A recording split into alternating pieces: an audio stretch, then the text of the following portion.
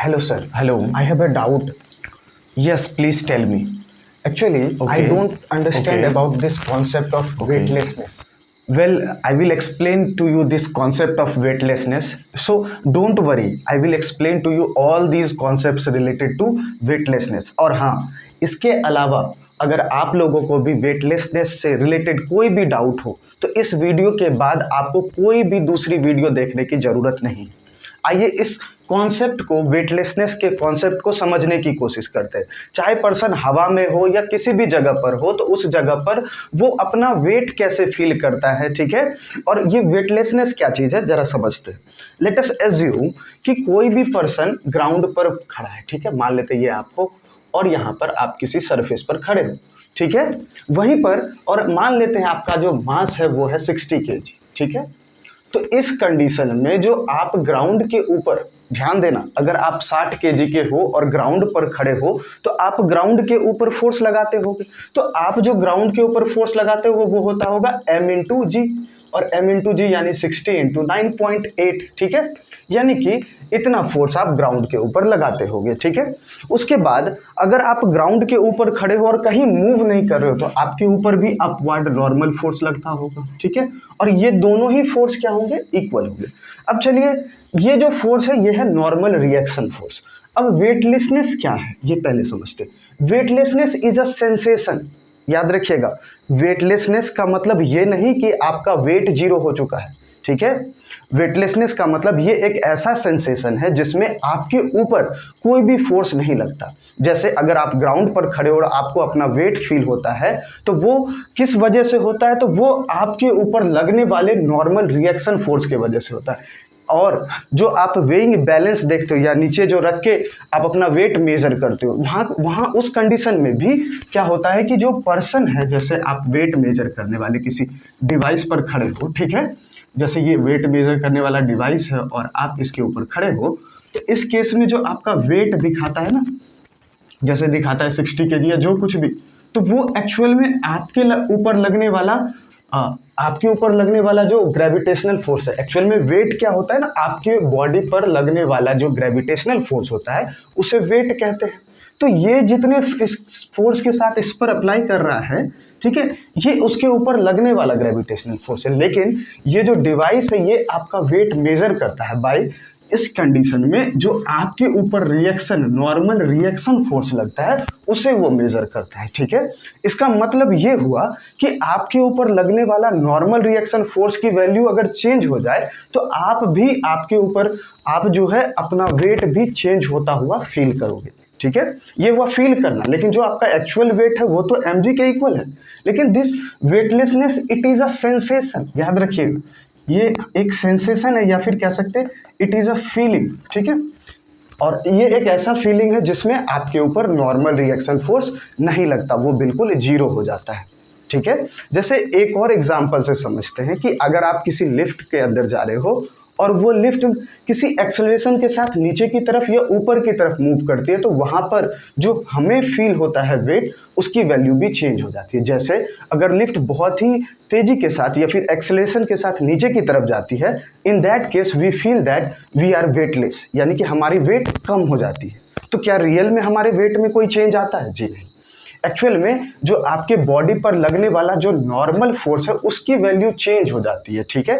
और इसके वजह से हमें ऐसा फील होता है कि हमारी वेट अगर नीचे की तरफ जा रहे हैं तो वेट कम होता हुआ फील होता है। वहीं पर अगर आप लिफ्ट में ऊपर की तरफ मूव करोगे तो वहां पर जो आपका वेट है वो इंक्रीज, आपको लगेगा कि जब आप ऊपर की तरफ जाओगे लिफ्ट में तो आप हैवी फील करोगे, ठीक है।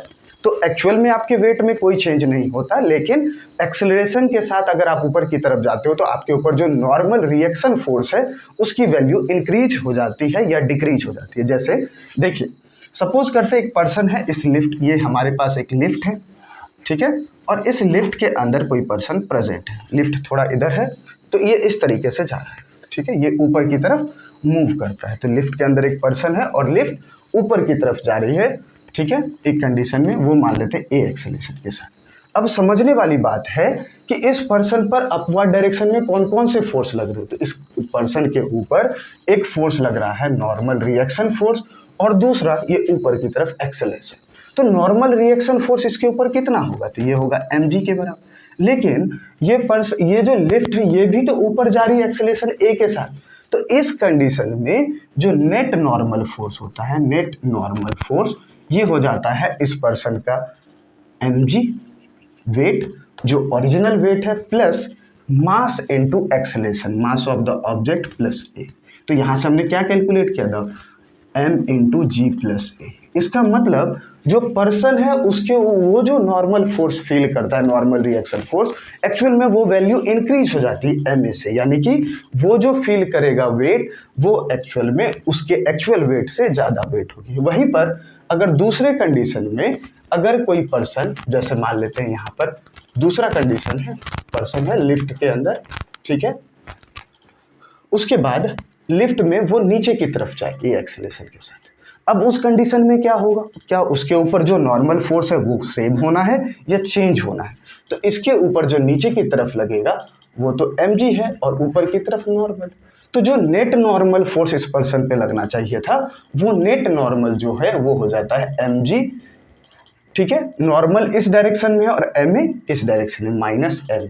तो यहाँ पर जो नेट नॉर्मल फोर्स होता है m into g minus a. हमने क्या ऑब्जर्व किया कि weightlessness it is a sensation in which no normal force acting on the object, यानी कि जब आप लिफ्ट से नीचे की तरफ जाते हो किसी एक्सेलरेशन a के साथ तो हमें वेट कितना कम होता हुआ दिखेगा, वो डिपेंड करेगा कि जो लिफ्ट है वो कितने एक्सेलरेशन से नीचे की तरफ जाती है, और जो नेट नॉर्मल फोर्स उस टाइम पर हमारे बॉडी पर लगेगा वो होगा mg minus mass of the body into acceleration, यानी कि mg माइनस a, ठीक है।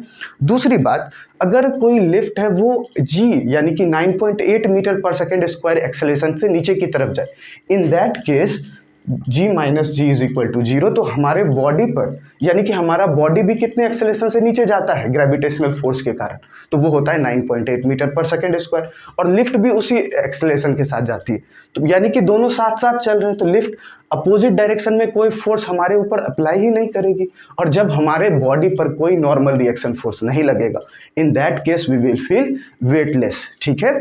तो we will feel weightless but we are not weightless, याद रखिएगा, weightlessness it is a sensation in which no normal reaction force acting on the body, ठीक है।